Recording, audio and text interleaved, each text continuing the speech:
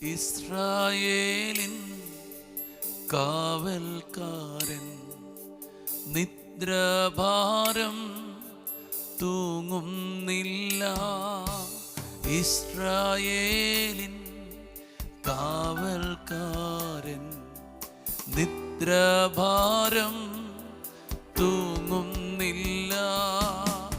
യഹോവയൻ പാലകൻ താൻ, ഇല്ലെനിക്കു ഖേദമൊട്ടും.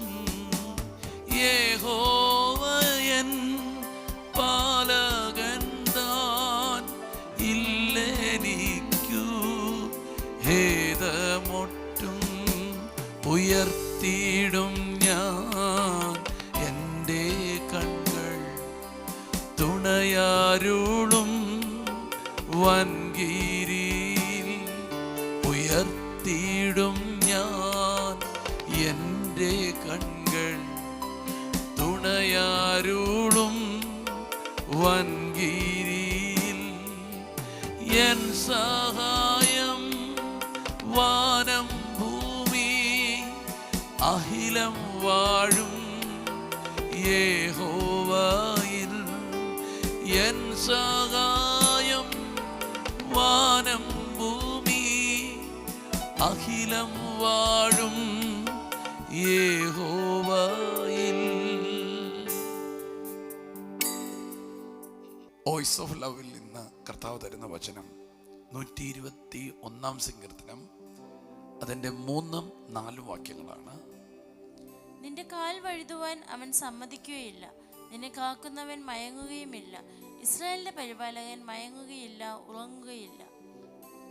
ഒരു ദൈവ പൈതല് സത്യം പറഞ്ഞാൽ അവർക്ക് ചില സങ്കീർത്തനങ്ങൾ അവരുടെ മാതാപിതാക്കൾ അല്ലെങ്കിൽ അവരുടെ ചർച്ച്, അവരെ സ്നേഹിക്കുന്നവർ, അവരെ പഠിപ്പിക്കുന്ന ചില മനഃപ്പാഠമാക്കുന്ന സങ്കീർത്തനങ്ങളുണ്ട്. അതിലൊന്നാണ് ഈ 121 സങ്കീർത്തനം. അതുപോലെ തന്നെ 23 സങ്കീർത്തനം, 91 സങ്കീർത്തനം. ദൈവത്തിൻ്റെ പരിപാലനത്തെക്കുറിച്ചും സംരക്ഷണത്തെക്കുറിച്ചും തന്നെ സ്നേഹിക്കുന്നവരും തന്നെ അനുഗമിക്കുന്നവരും അറിയണം. അതിനുവേണ്ടിയാണ് നമ്മുടെ പ്രിയപ്പെട്ടവർ നമ്മൾ ഈ വചനം പഠിപ്പിക്കുന്നത്. കാരണം ദൈവത്തെ ആശ്രയിക്കുന്ന ഒരു വ്യക്തി, ദൈവത്തിന് വേണ്ടി ജീവിതം കൊടുത്തൊരു വ്യക്തി, ദൈവത്തെ പിൻപറ്റുന്ന ഒരു വ്യക്തി, പ്രത്യേകിച്ച് കർത്താവിനെ നോക്കിയിരിക്കുന്ന ഒരു വ്യക്തിക്ക് എന്ത് സംഭവിക്കും എന്നതിനെക്കുറിച്ചുള്ള ബോധ്യങ്ങളാണ് ഈ സങ്കീർത്തനങ്ങളിൽ ലഭിക്കുന്നത്. അങ്ങനെ വിലപ്പെട്ട സങ്കീർത്തനത്തിൽ ഒന്നായ 121 ഒരു പ്രോമിസ് പറയുകയാണ്: നിന്റെ കാൽ വഴുതുവാൻ സമ്മതിക്കത്തില്ല, നിന്നെ കാക്കുന്നവൻ മയങ്ങുകയില്ല. ഇസ്രായേലിന്റെ പരിപാലകൻ മയങ്ങുകയുമില്ല, ഉറങ്ങുകയില്ല. അവൻ നിന്റെ വലതുഭാഗത്ത് നിനക്ക് തണൽ. ആമേൻ. ദൈവത്തെ ആശ്രയിക്കുന്നവരോടും ദൈവത്തെ പിൻപറ്റുന്നവരോടും കൊടുക്കുന്ന ഉറപ്പാണ്, നീ വഴുതുവാൻ അവൻ സമ്മതിക്കത്തില്ല. നീ തളർന്നു പോകാൻ, വീണു പോകുവാൻ, നശിച്ചു പോകുവാൻ സമ്മതിക്കാത്തൊരു ദൈവമുണ്ട്. ഞാൻ ഇന്ന് പകൽ നിങ്ങളോട് പറയുകയാണ്, സമ്മതിക്കത്തില്ല നിങ്ങൾ തകരാൻ, നിങ്ങൾ നശിക്കാൻ ദൈവം സമ്മതിക്കത്തില്ല. നിങ്ങളും നിങ്ങളുടെ തലമുറയും നിങ്ങളുടെ കുടുംബവും തളർന്നു പോകാൻ, തകർന്നു പോകാൻ ദൈവം അനുവദിക്കത്തില്ല. ആമേൻ. നിങ്ങൾ ചില തകർച്ചകളുടെ വക്കിലായിരിക്കാം നിൽക്കുന്നത്, വലിയ ചില ശോധനകളുടെ നടുവിലായിരിക്കാം നിങ്ങൾ നിൽക്കുന്നത്. പിടിച്ചു നിൽക്കാൻ കഴിയാത്ത ചില പ്രതികൂലങ്ങൾ നിങ്ങളെ അലട്ടുന്നുണ്ടാകാം. പക്ഷെ നിങ്ങൾ കർത്താവിനെ വിശ്വസിക്കുന്നത് കൊണ്ടും കർത്താവിനെ ആശ്രയിക്കുന്നത് കൊണ്ടും കർത്താവ് നിങ്ങളുടെ രക്ഷകനും കർത്താവും ആയതുകൊണ്ടും ഉറപ്പിച്ചു പറയുന്നു, നിന്റെ കാൽ വഴുതുവാൻ സമ്മതിക്കത്തില്ല. ഈ സങ്കീർത്തനങ്ങൾക്കെല്ലാം ഒരു പേരുണ്ട്, ആരോഹണ ഗീതം എന്നാണ്.